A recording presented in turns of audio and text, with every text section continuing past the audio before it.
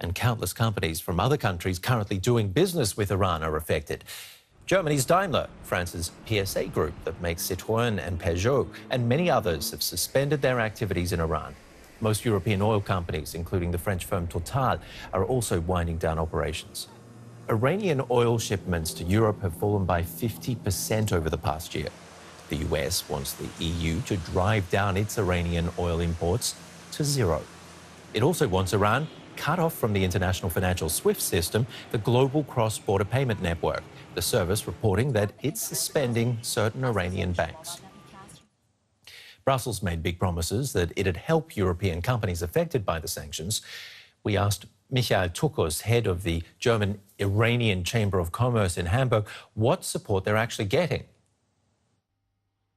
Well, this is the real disappointing part and the disappointing news of this day.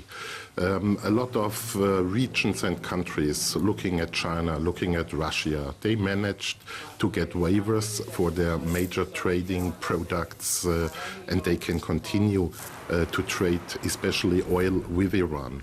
The EU gave a lot of strong political statements. They were talking about blocking sanctions. They were talking about a special vehicle for financial transactions with Iran, and nothing came, at least up to today. I can tell you none of our member companies has one practical step forward, one practical support from the EU or from our ministries in Berlin.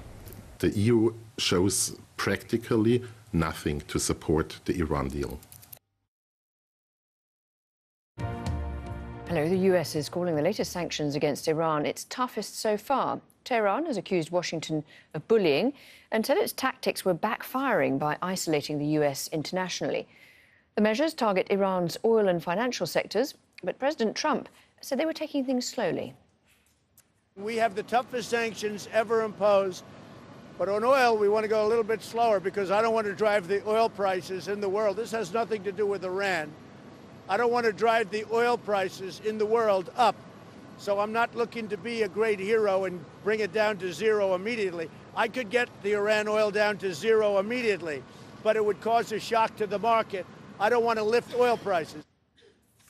Our diplomatic editor, James Bays, has more from Washington, D.C. The message the Treasury Secretary and the Secretary of State wanted to send was that the sanctions lifted when the US, during the Obama administration, joined other international partners in the 2015 Iran nuclear deal, are all now back in place. But if you read the small print, that's not exactly the case. Some of the Iranian nuclear facilities have been given waivers so they can still work producing nuclear energy for civilian use.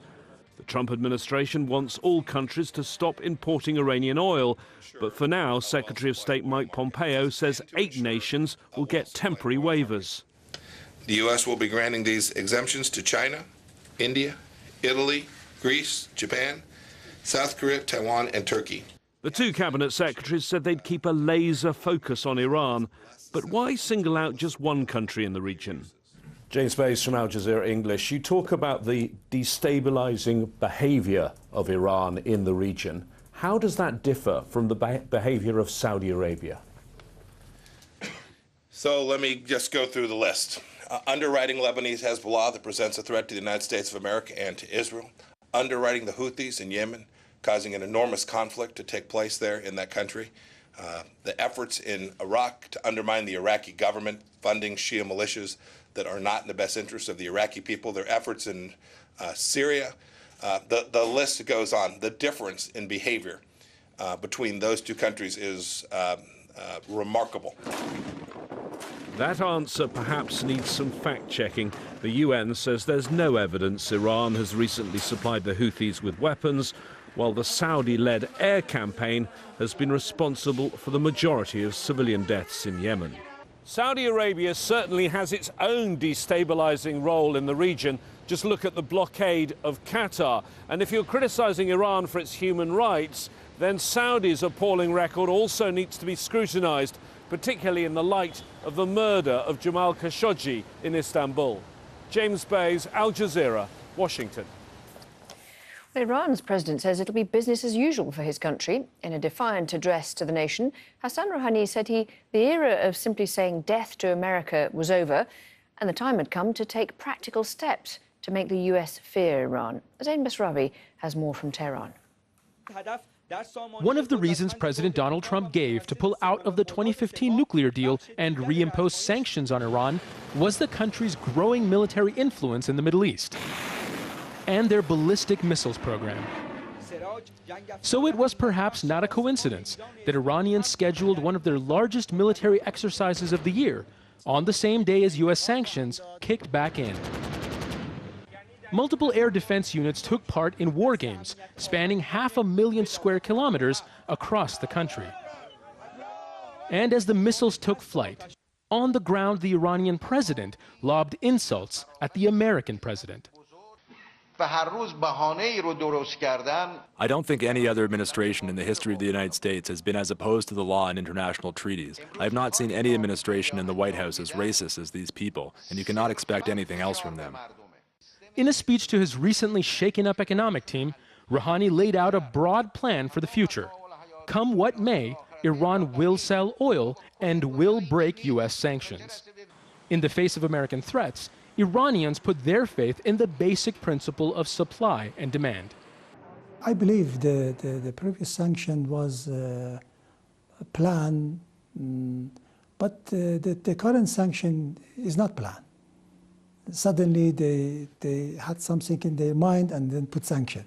When you limit the supply side, you cannot expect the price go down. It is very simple. Price goes up.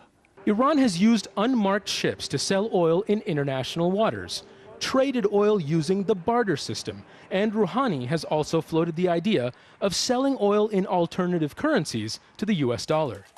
Iran is also counting on a European bypass to the American banking system, but months of promises and public support by the European Union have not led to practical solutions. Behind closed doors, some Iranians are asking if that was the plan all along, despite Rouhani's insistence that European support is a big deal for Iran.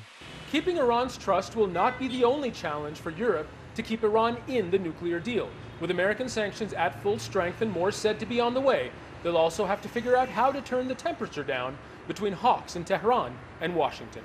Zain Basravi, Al Jazeera, Tehran.